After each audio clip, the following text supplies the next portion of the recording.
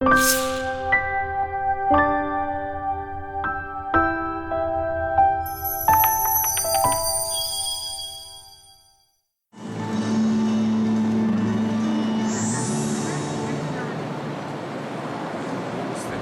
府警からのお願いです。吉川ゆりさん、2003年当時9歳。ゆりさんは2003年5月20日学校を出たきり家族の元に帰ってきていません。大阪府警からのお願いです。吉川ゆりさん、2003年当時9歳。ゆりさんは2003年5月20日学校を出たきり家族の元に帰ってきていません。吉川ゆりちゃん探します。吉川ゆりちゃん探します。ありがとうございます。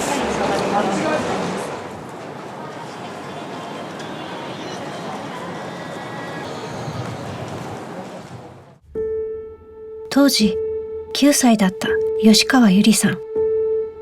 21年前、行方不明になりました。もうどっかで見つからないかなっていう気持ちで毎日を過ごしてきましたので、とにかく早く手元に戻したい。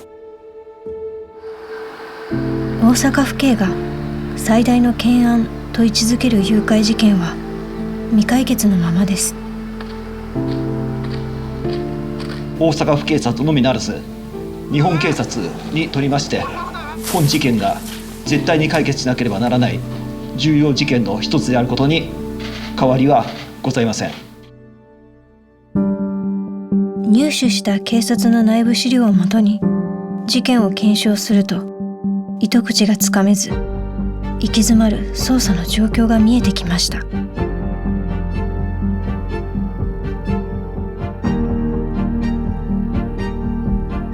一緒に歩いた学校からの帰り道。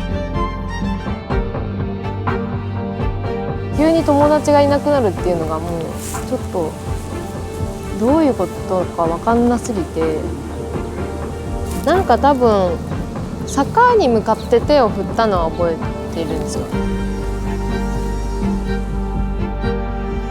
あなたがいない20年余り、ずっと待ち続けている人たちがいます。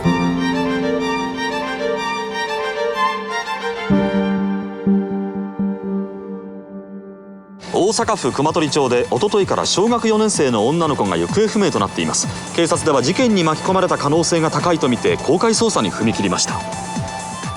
行方が分からなくなっているのは大阪府熊取町に住む中学校教諭の吉川長明さんの長女で小学校4年生のゆりさん9歳です。警察の調べによりますと、事件は2003年5月20日、大阪の南部に位置する熊取町で起きました。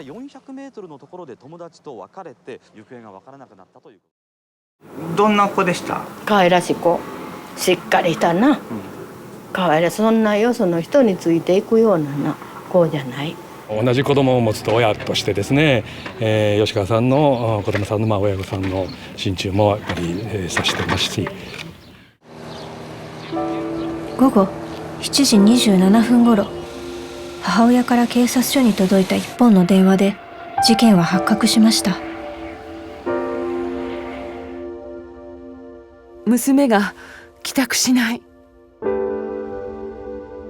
いつもなら愛犬と一緒に両親の帰りを待っているはずでした。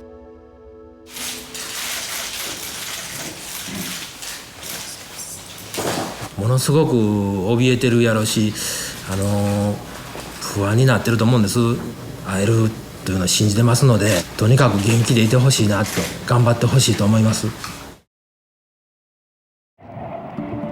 遠足でいつもより30分ほど早い下校でした。午後2時40分ごろ、ゆりさんは同級生と一緒に学校を出ます。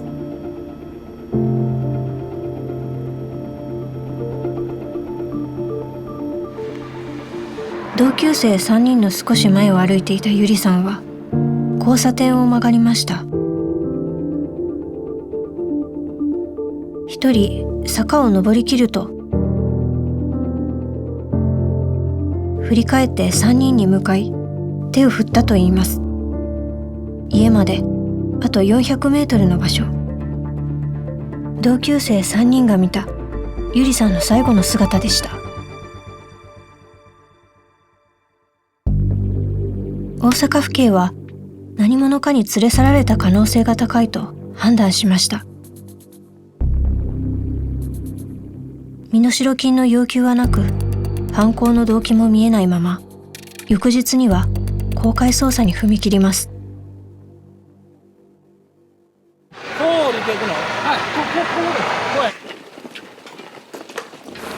ゆりさんが最後に目撃されたのはいつどこなのか、初動捜査の段階で予期せぬ混乱に陥ることになります。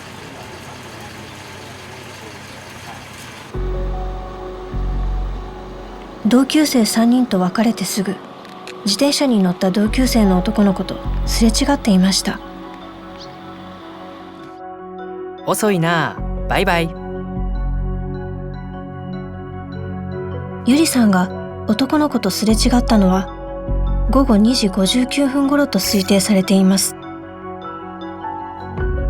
さらに200メートル先、近くの商店で作業をしていた男性からある証言が出ました。だいたい3時半か4時の間ぐらいに鼻歌歌っとったから、その声で振り向いたら、その黄色いリュックしょっとった方が歩いとって、それだけ見たんですけど。ゆりさんは制服を着て黄色のリュックサックを背負っていました。警察は近くを通った看護師や新聞配達員など複数の証言も集めた結果、時間は午後3時20分頃と推定します。商店を最後の目撃場所と特定しました。捜査を指揮した警察幹部が初めてテレビカメラの前で当時を振り返りました。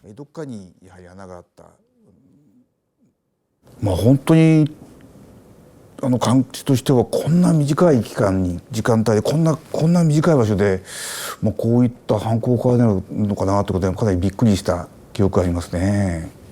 人通りがそうないわけでもないですし、時間帯といってもまさに真っ昼間の時間帯ですし、こういうある意味で白昼堂々とどういうことが行われたんだろうかというのは本当に当時も不思議と言いますかね、何が起こったんだろうって感じだったですね。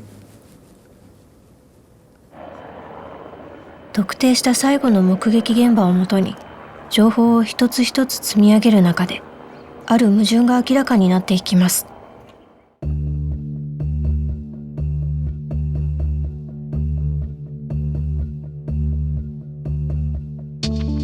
警察はゆりさんが連れ去られたのは午後3時20分頃、商店を通り過ぎた後の自宅までの道のりと見ていました。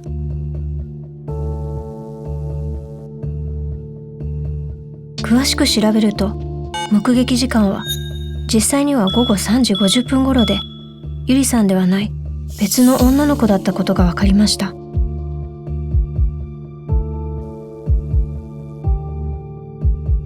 最後に目撃された本当の場所は男の子とすれ違った地点だったのです。犯行現場は商店までの200メートル、ゆりさんが歩くと3分ほどの間に事件は起きたと考えられるようになりました。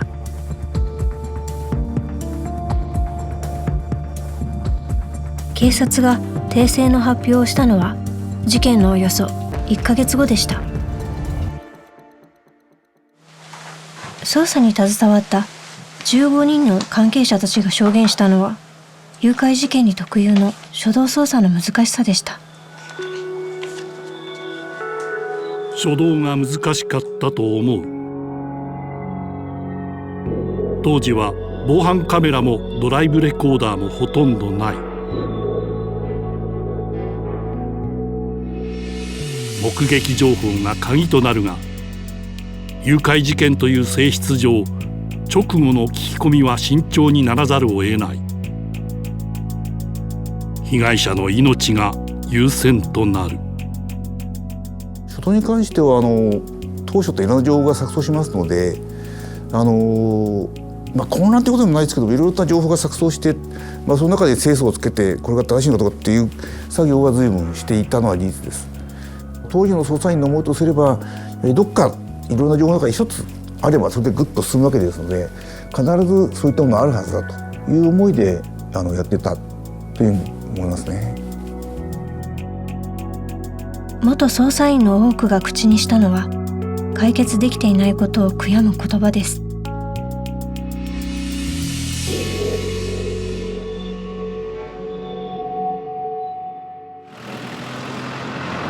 こちらに初めて来られたのはいつなんですか？事件発生後の5日後ですね。ほとんど変わってませんね、当時とは。通りも変わってませんし、藪の方も変わってませんし。当時のことを思い出された。現場を訪れていたのは大阪府警の元警察官勝一馬さん。事件が起きてから定年退職するまでの7年間、捜査班の班長などを務め、指揮を執り続けました。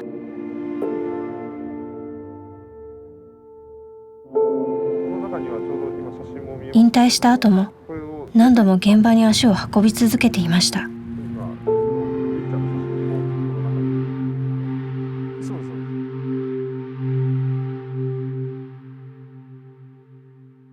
一時も早く解決したい。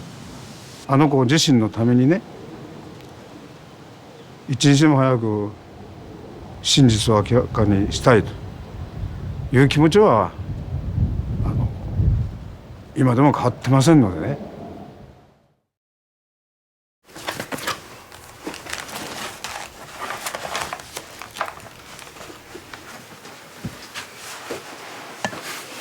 大体主人のものここ置いてて、ここにねあるんです。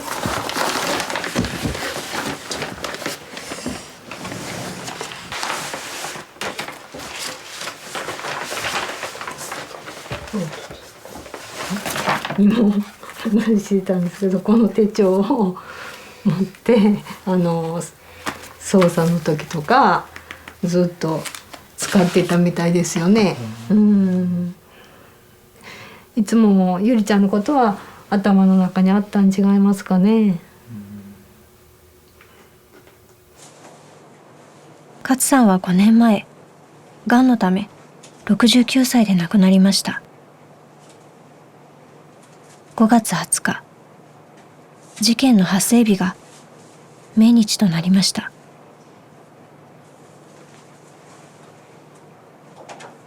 熱心っていうか、ゆりちゃんの事件やってる時は大変そうなのがすごく伝わってきたんですよね。なんかちょっと考え込んでることが多かったり、タバコの量が増えたり、そんなんで最初の頃はすごく解決のためにすることたくさんあったみたいなのでいいんですけど、本当に後半の頃になったらもうやることがだんだん何をやったらいいんだろうっていうみたいなところですごく悩んでたところはありましたよね。だからやっぱり退職するにあたっては、そのゆりちゃんの事件が解決できてなかったのが本当に自分の警察の人生の中で一番心残りって言ってましたね。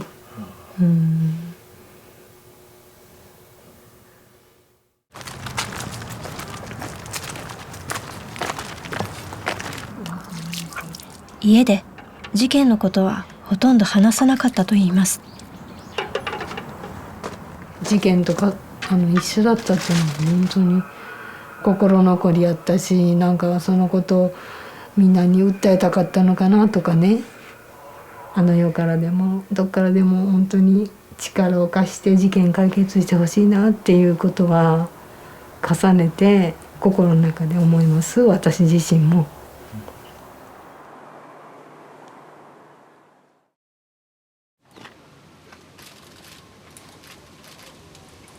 事件から3年後、ゆりさんと一緒に小学校を卒業するという同級生たちの願いは叶いませんでした。たくさんのお祝いや温かいお言葉をいただき、新成人を代表して心より感謝申し上げま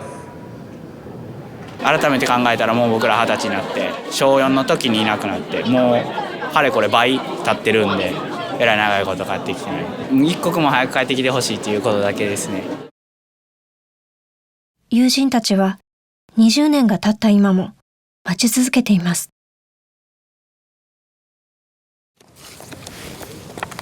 これがこの2枚なんですけど、これ地元のだんじり祭りの時の写真だと思います。この4人がその帰り道一緒だった4人、本当にこういう感じに悪い子だったなって思いますね。かわいい。事件の直前、一緒に下校していた同級生の美里さん。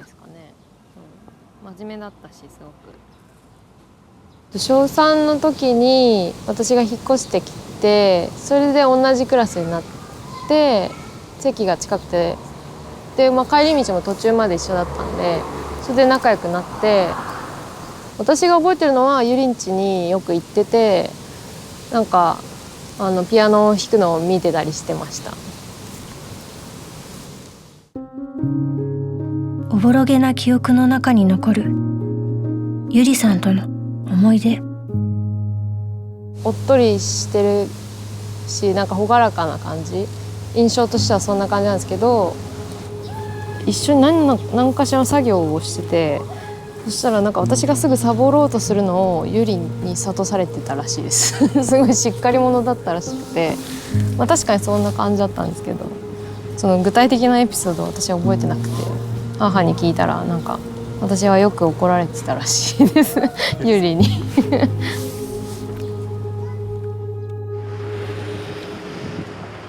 なんか多分坂に向かって手を振ったのは覚えてるんですよ。でこう一人で上に歩いてって、坂だからゆりの姿が見えるんで、バイバイみたいな。そんな長くいなくなるなんてことは一切想像できなかったし、したくもなかったんですけど、や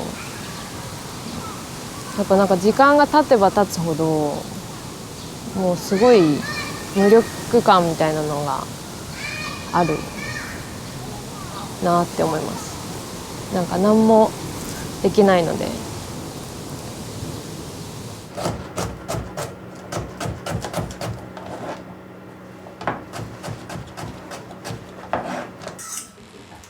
お母さんになった同級生もいます。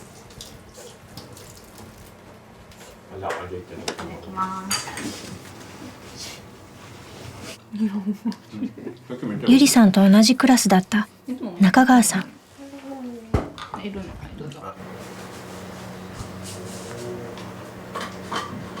おいしい？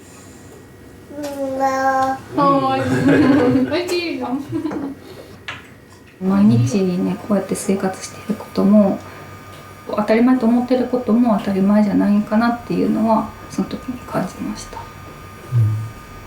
もちろんずっと帰ってきてほしいっていう気持ちは変わらないんですけど、で時間重ねるごとにどんどん会いたいっていう気持ちは強くなってるかなって思います。最近の夢は帰ってくる夢だったんですけど、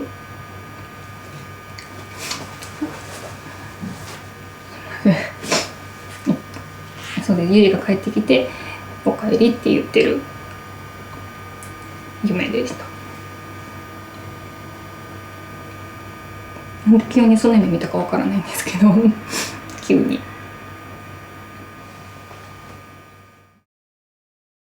優しくてよく笑う友達でした。夢の中では子供ですやっぱり。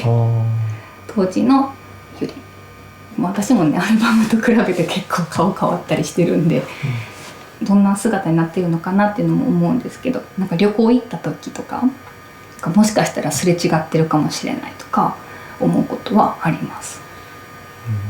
もしかしたら気づけるんじゃないかなみたいな感じで思うことはあります。すいません。なんで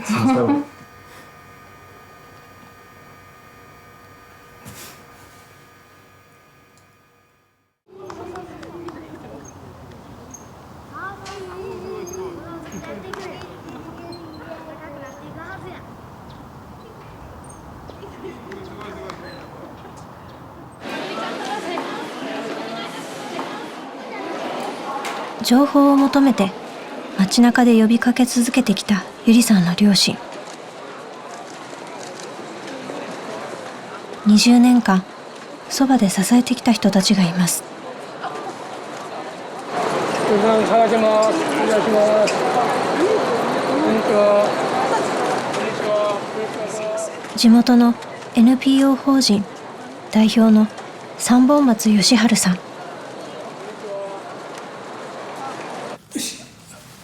これ言うの今日か。はい。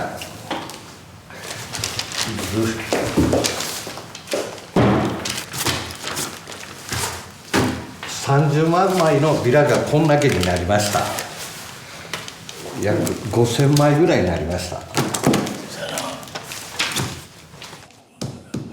保育園の運営など地域で子どもを守る取り組みの中でボランティア活動も続けてきました。顔見たいよな、ほんまは。顔見たいよ、ほんと。返してあげたい、両親に。それは変わりませんけどね。いろんなことあったからね、先もあったし。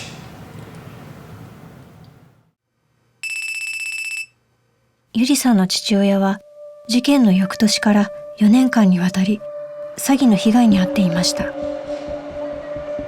ゆりさんを保護したという嘘で何度も呼び出されては多額の現金を騙し取られていました。16年2月から詐欺被害に苦しみ事件解決のめども立たない中、父親は三本松さんたちを通じてメッセージを発信していました。取材に対する負担、一方で少しでも多くの情報を寄せてほしいという願い、葛藤が綴られていました。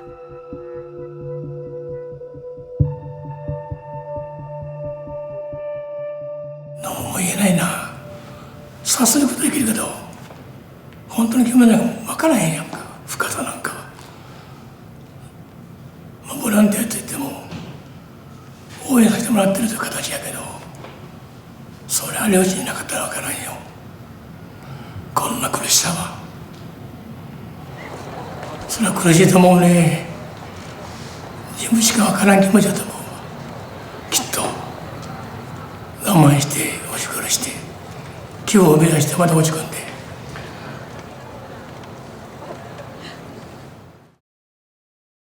父親が最後にインタビューに応じたのは5年前でした。諦めることは絶対ありませんので、些細なことでも情報を寄せていただければあの子が帰ってくる助けになると思いますので。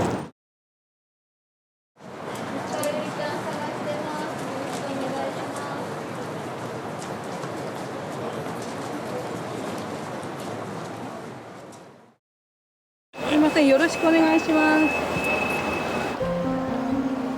す。全国で今も行方がわからないままの子どもは10人以上います。また呼んでみて、何かあったら連絡ちょうだい。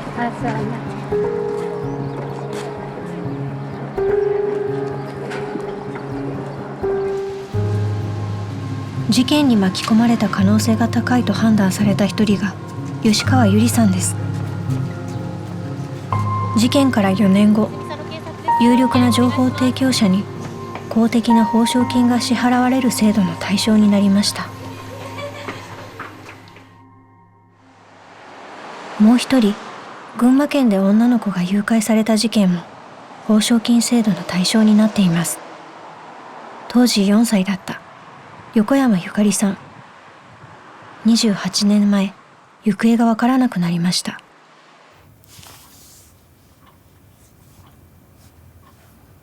これが当時亡くなる5日ぐらい前に着てたやつかな。そのまんまの、まだ洗濯もしてなく取ってあるものですかね。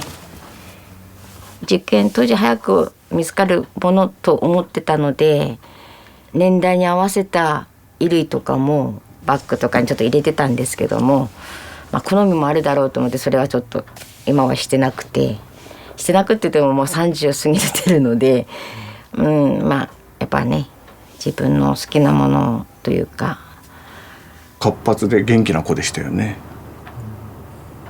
あとはもう下の妹がいたので、その面倒を見てくれたりとかすることが多かったかな。ゆかりさんが身につけていたものや作ったものは今も大切にしまってあります。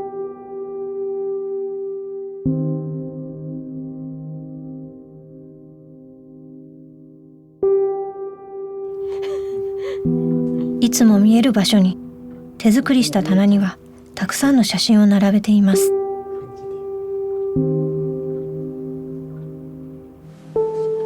一番上に置いているのは事件の日、ゆかりさんが欲しがっていた花火です。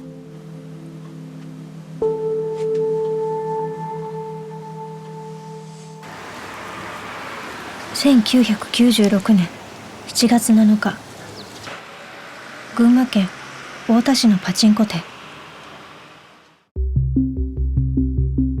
防犯カメラには一人で店内を歩き回るゆかりさんが映っていました。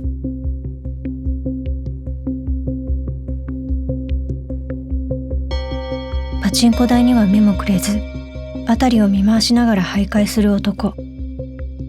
男はゆかりさんに近づき、一緒に椅子に座って話しかけます。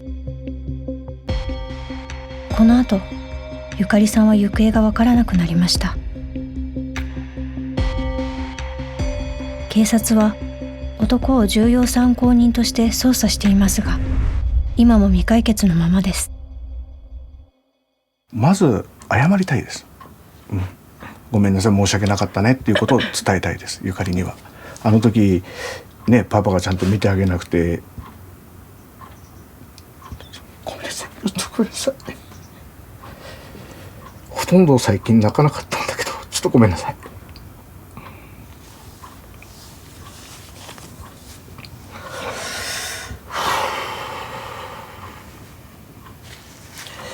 本当ごめんなさいって言ってあげたいですね。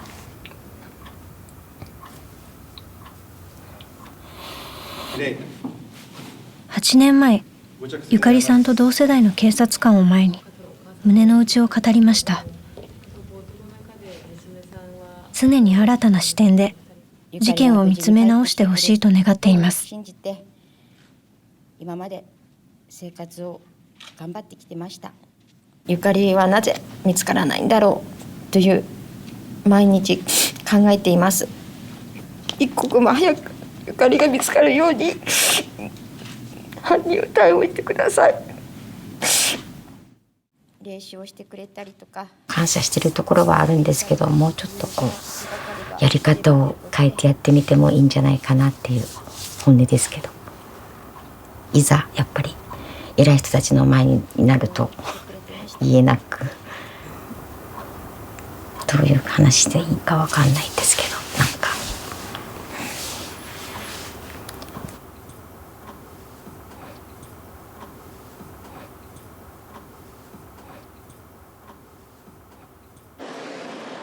長期間の未解決事件では、捜査の状況をどこまで公開して新たな情報を得るのか、慎重な見極めが繰り返されます。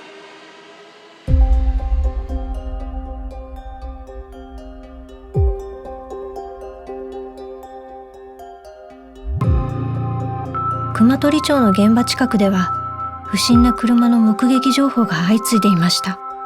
しかしどれもゆりさんに直接結びつかない中、10年が過ぎたある日、ゆりさんが最後に目撃された場所から100メートル先にいたある車の存在から再び捜査が大きく動き始めます。車は白色のトヨタのクラウン。1987年頃に製造された130系の可能性が高いと見られています。かつて捜査線上から外された車でした。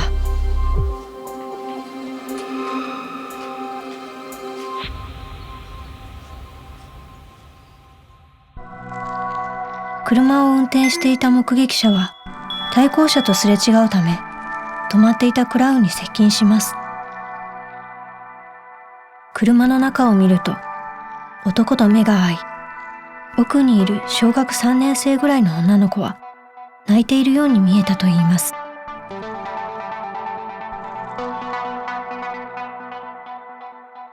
目撃者が10年前のことを思い出したのは報道がきっかけでした。すでに事件は解決したと思い込んでいたといいます。警察は当初、証拠隠滅などの恐れもあり、クラウンや男の情報を公開せずに捜査していました。2017年以降は判断を見直し、公開捜査に踏み切ります。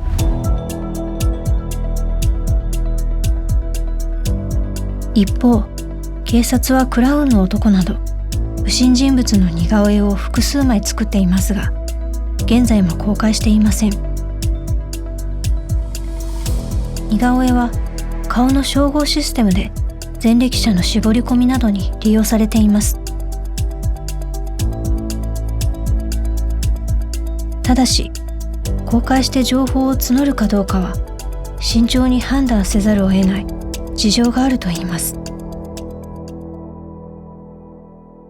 出し方によって逆にその、情報の出方を歪めてしまう恐れというのがあるんで、情報の角度だとかいつ得られた情報なのか、そういったものを慎重に判断しないとなかなかその情報の公開って難しい部分があるんですね。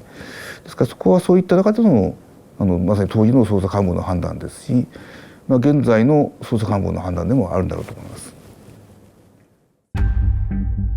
2015年頃、ある会社の人物と暴力団関係者が容疑者として浮上したこともありました。警察は関係先の家宅捜索やおよそ100人に対するポリグラフ検査、いわゆる嘘発見器を使った調べも行いました。しかし関連は見つからず、捜査は振り出しに戻ります。以降は目立った捜査の進展は見られません。同ベースを尽くしたところでやはりその毛が出てないというのは、これはもう、申し訳のできないことですので、そこはもう子供に対しては本当に申し訳ない気持ちでいっぱいです。一つ一つ潰しながら、先ほど申し上げたどっかに真相につながるものがあるんだと信じて、きちんと検証していかなければならないと思っているんですけども。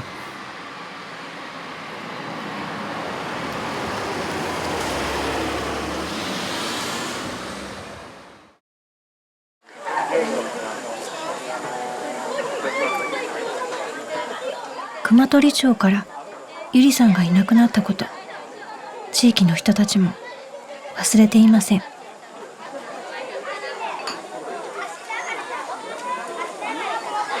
何々ちゃんがいなくなりましたみたいなサイレンがずっと流れてて、でどこでそんなことが起きてんやと思ってたら、次の日学校行ったら近い形でそういうことがあったって聞いて、ショックでしたね。そうですね。やっぱりだんだんほら日にちが過ぎていったら忘れられる存在にあるんでね。だからやっぱりいつまでも忘れてほしくないっていうのが、で特に今いろんな事件が多いんでね、そこの中でやっぱり一つの事件としてね、ずっと忘れないでやっぱりいてほしいっていうのは。ゆりさんが友達と大切な時間を過ごした場所。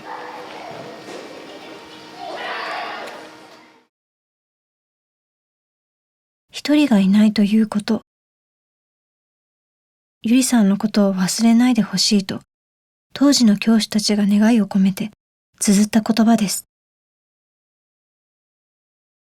一人がいないってことはすごく大きなことやっていう、自分たちができること、友達とか知ってる人にできることっていう、そんな思いも一緒に考えてもらえる機会になったらなと。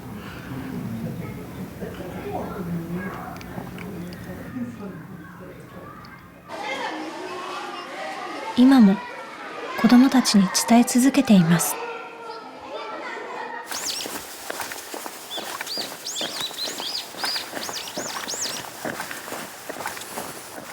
グリコして多分ね、記憶ではグリコしてそうか。あとさ、ほんまにさ、一個飛ばしで歩くみたいなのしてなかった？やってた気する。あ、そう、これ飛んでた。これめっちゃ飛んでた。いつも一緒に下校していた同級生の3人。あの人同じ道です。ゆりと喋ったこととかな、覚えてないな。なんか好きな子の話したのは覚えてるけど、めちゃくちゃしつこく聞いて、そういうことでボソって言ってた。そこまで一緒に帰ってきていいんじゃない？さ、見えへんとこまでは見送ってさ、なんかめっちゃバイバイ。多分ゆりがものすごい坂を上がってるって印象やったけど、そんな坂じゃないかもな。確かにさ、ちょっとかがんだら景色違うかもしれない。ちょっとなんかさ、ほんまや。ちょっときつない？確かにきつい。坂は上に見えるよな。多分小学校の時ってこんぐらいやんな。ゆりでかくなってそうやでな。ゆりでかそう。そうかな。でかそうじゃない？結構。確かに。自分が多分忘れるのとこう戦ってるのも、これから時間が経ってきてどんどん忘れていっちゃうって思うとすごい悲しいので、まあ忘れないためにも早く今の姿を見せてほしいです。今年3月、ゆりさんは30歳になりました。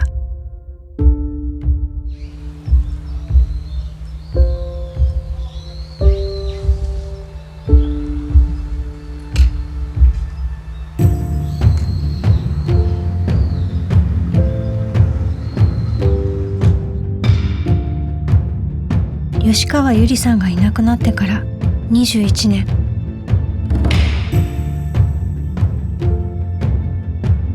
未解決事件に一筋の光が差し込むその日まで。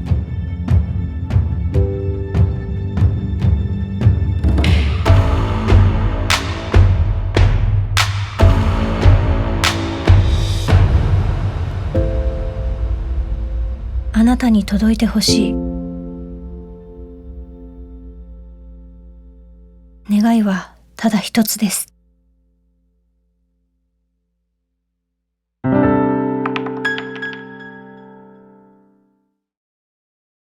吉川ゆりさんは今も見つかっていません。些細なことでも思い出したことや知っていること、気になることがあれば、こちらの捜査本部まで情報をお寄せください。